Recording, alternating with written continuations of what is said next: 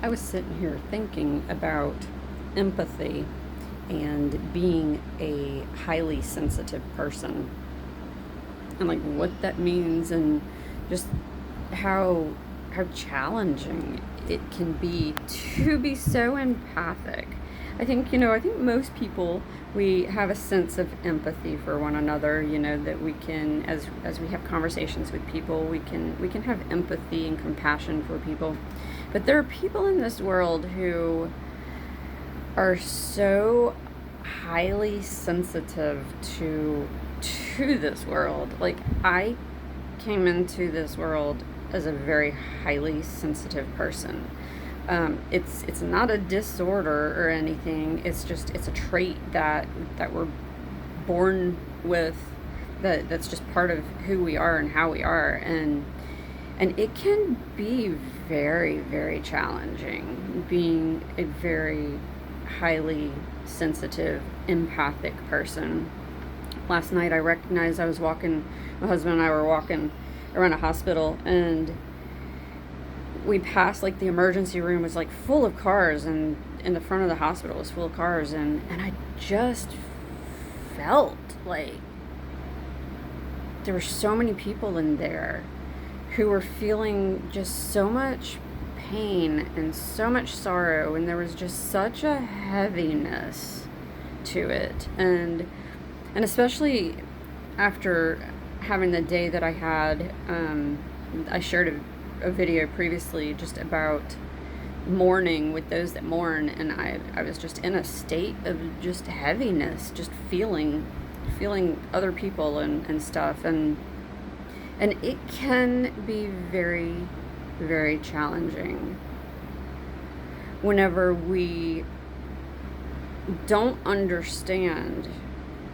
how to move through and to process and to separate ourselves from other people.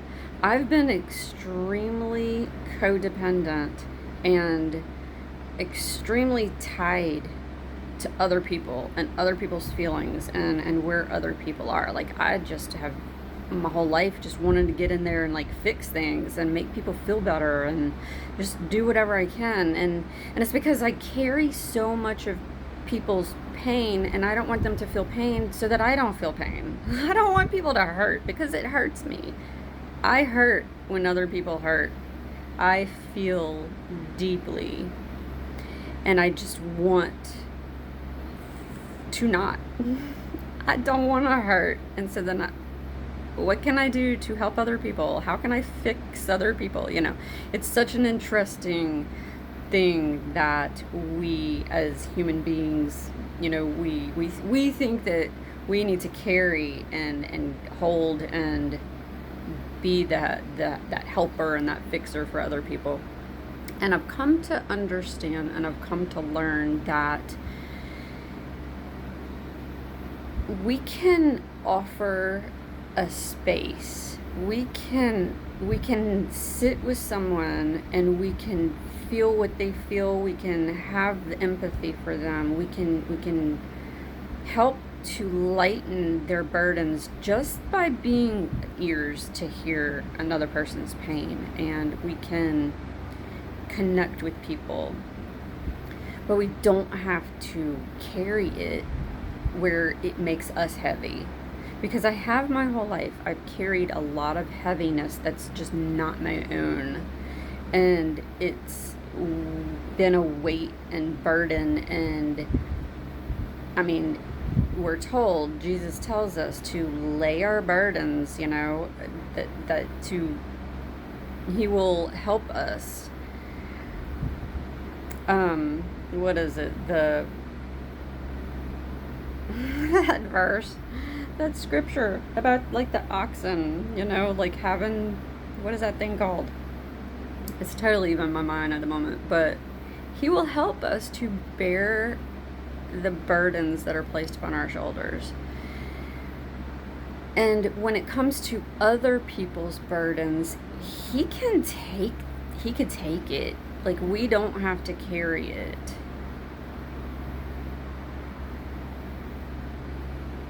And it's very difficult sometimes, like understanding that and being able to give it over and surrender other people over to God and letting Him help them, that we don't have to fix things. We don't have to make things how we think they should be, because we don't know.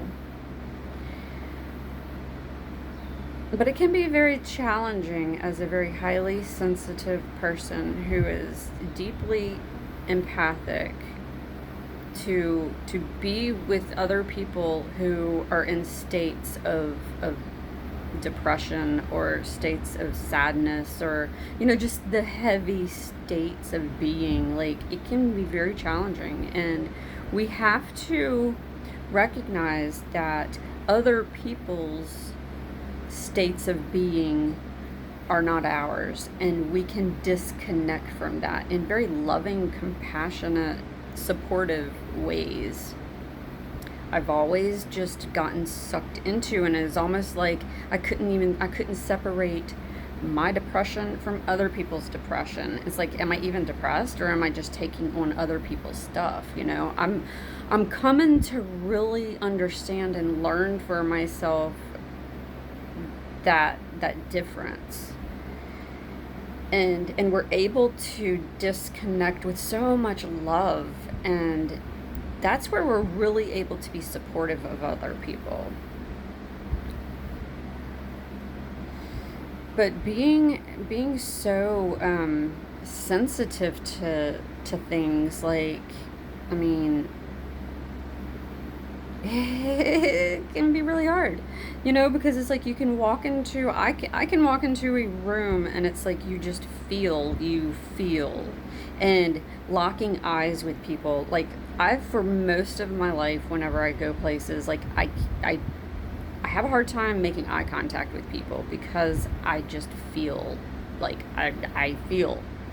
I can look in someone's eyes, and I can see the sadness, I can see pain, I can see joy, I can see, like, I feel it.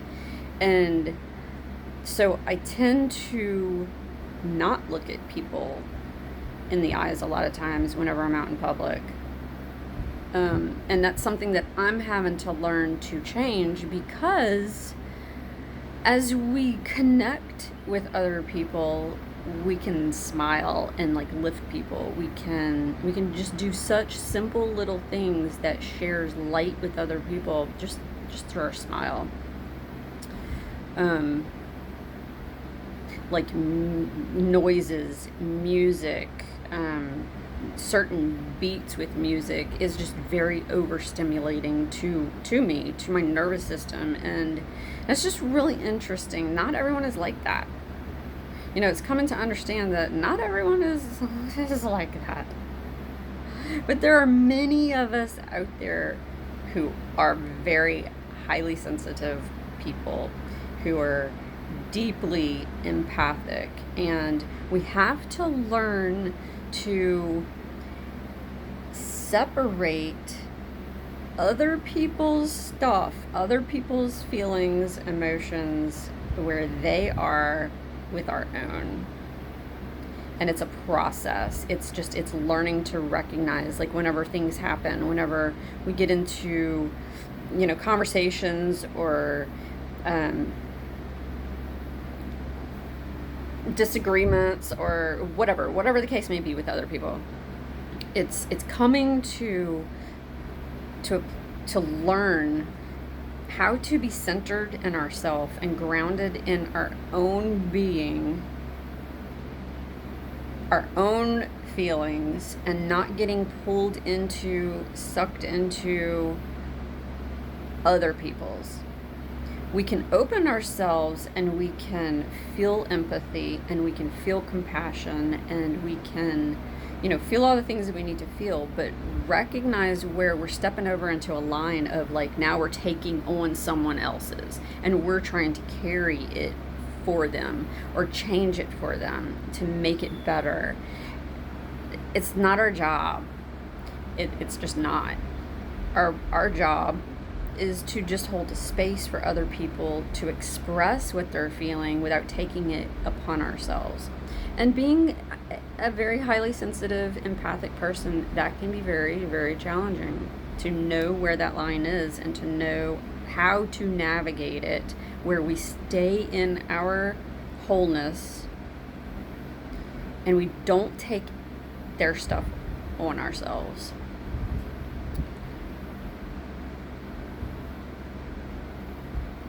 For a lot of my life, I've not understood, and I've taken a lot of things upon myself that were not mine, and it has made me very sick and very codependent, and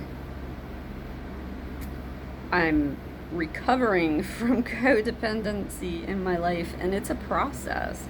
It's becoming aware of all of these things about ourselves and seeing it and recognizing it. Like yesterday, whenever I just sat in such mourning and I was just taking upon myself someone else's, like, what they were experiencing, and it was heavy and it was hard. And and we can have moments like that where we feel into other people, but we don't have to stay there. We can feel it, we can have the compassion, we can move and do what God is wanting us to do, and we can surrender it. We can give it over, and we can just pray for people and just lift people up to Him, and just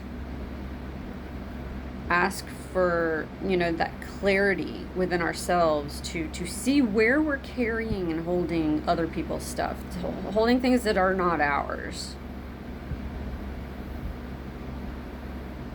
It's really interesting to come to recognize that, and that I've done that my whole life, is I've just carried other people's stuff, and it's gotten really heavy.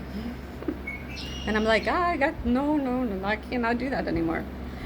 And we're not meant to. We're not asked to. Like, that's why we have Jesus Christ, because He already has. He's already taken it all upon Himself. And we just have to surrender ourselves and our process, and just continue to surrender other people and their path and their experiences, and let them go through whatever they need to go through, whatever feelings, emotions, experiences, and just, like I've said before, is just be a space for other people. So those are just some thoughts coming to me as I'm sitting here contemplating being so empathic. It is truly a gift that I'm extremely grateful for, because it really is, it's having the love of Jesus Christ within our hearts, being able to love people the way that He loves them, and to see people the way that He sees them. But it can move into a very dysfunctional, unhealthy place whenever we try to take upon ourselves everyone else's stuff, and we're not asked to.